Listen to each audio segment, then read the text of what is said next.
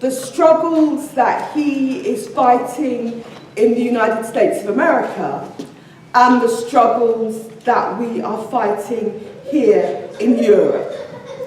And the first issue I want to remind you of is we are here meeting in London, one of the great world cities, but a city that in recent years has got more and more savagely unequal.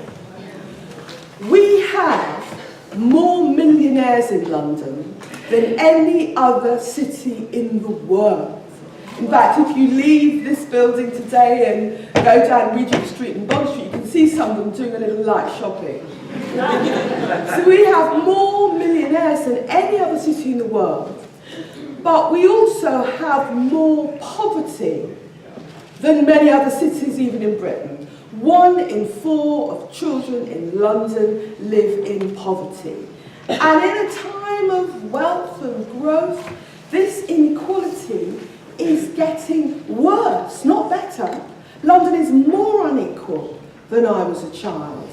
And you know, you'll see politicians, because I don't want to make a party political speech, I don't think it's a party political occasion. But you hear politicians going on and talking about rising employment and more people in jobs. What sort of employment and what sort of jobs? It's people in agency work. It's people with 0-hour contracts. You know, my father's generation that came over here and got to work on the buses and work in the council and work in the hospitals actually had more job security and more self-respect than many of the people in these rubbish jobs on their agency contracts today. So let's not be fooled by figures about employment. It's a more unequal society, and too many working people don't even have basic job security. Let's look at housing. Let's look at housing.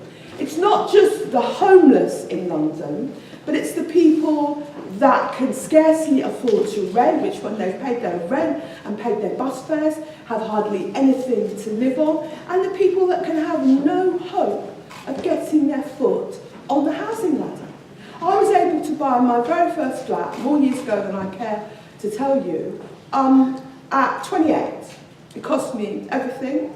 I spent that first winter sleeping on a mattress on the floor because I couldn't afford furniture, but I was able to buy it. And what was then an average salary? Nobody on an average salary now, unless they have wealthy parents, can possibly buy inside the M25. This is what housing in London has come to. And the ridiculous, broken London housing market means that more and more ordinary people are having to move further and further out of the centre. And that's a dangerous thing. It's dangerous for the economy of London because it's very hard to recruit and retain people in the public sector because people can't afford to buy or live anywhere close to where they work. The NHS in London has the highest vacancy rate and the highest turnover in the country, and it's because of the price of housing. But it's also a dangerous thing for a society as a whole. We've heard reference to what happened in Paris. And there's no excuse for gunning down 12 people in cold blood.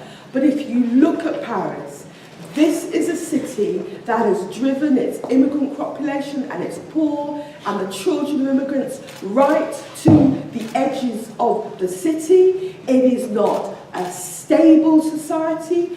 People are excluded and feel hopeless.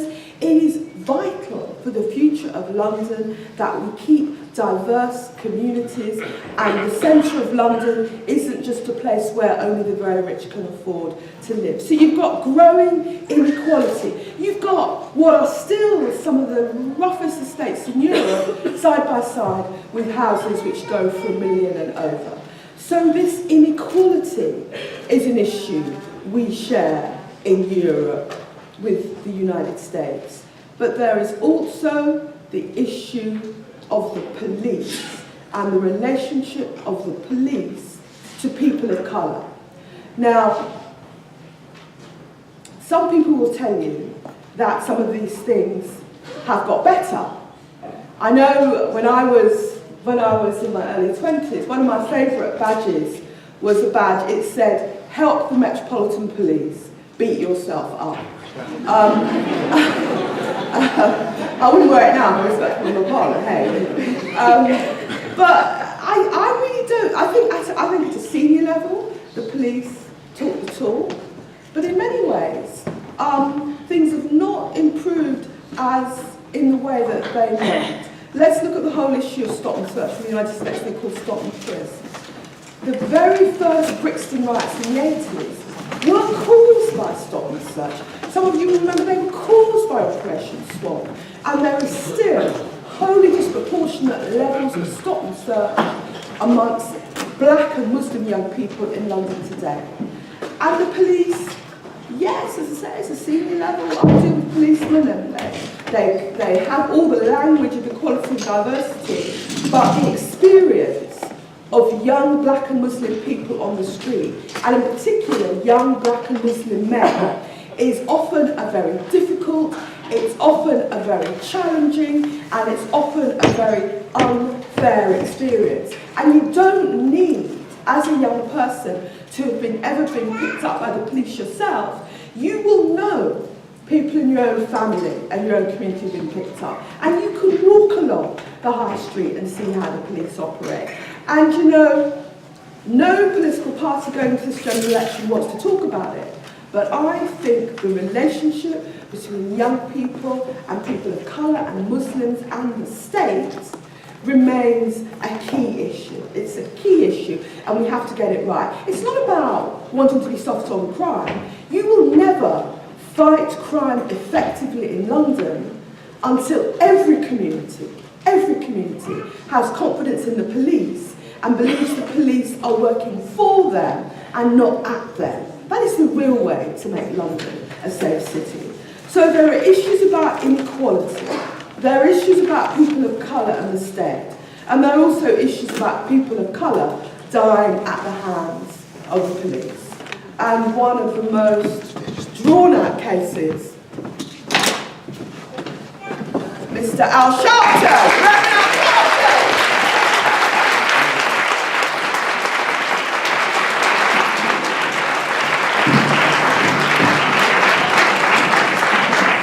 So we have had some very dramatic cases of men and women dying at the hands of the police here in the United Kingdom. And I think that is what has made us relate to the campaigns we have seen in America around what happened in Ferguson, around what happened in New York, and a series of deaths at the hands of the police of black men. And let me say this, what's been interesting about the wave of activism and the wave of demonstrations we've seen about Ferguson and I Can't Breathe is it's not because of information that people have got from the mainstream media. It's not because people have opened up their Sun newspaper and read about Ferguson. It's actually technology. Increasingly, we live in a globalised world. We live in a world connected by the internet. And people are seeing the pictures of the militarised policing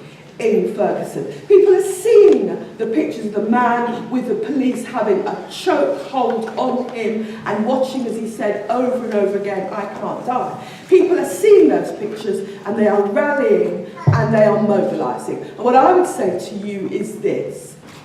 Our issues, it's not just, you know, an individual family, an individual case. These are issues that should engage all of us, even if it's not our immediate community or our immediate family, because these are issues which go back generations, all the way back to Notting Hill race riots and before. These are issues we have to engage with. These are issues we have to link internationally on. And it gives me enormous pleasure at this point to allow you to hear from one of our global leaders, the Reverend Al Sharpton.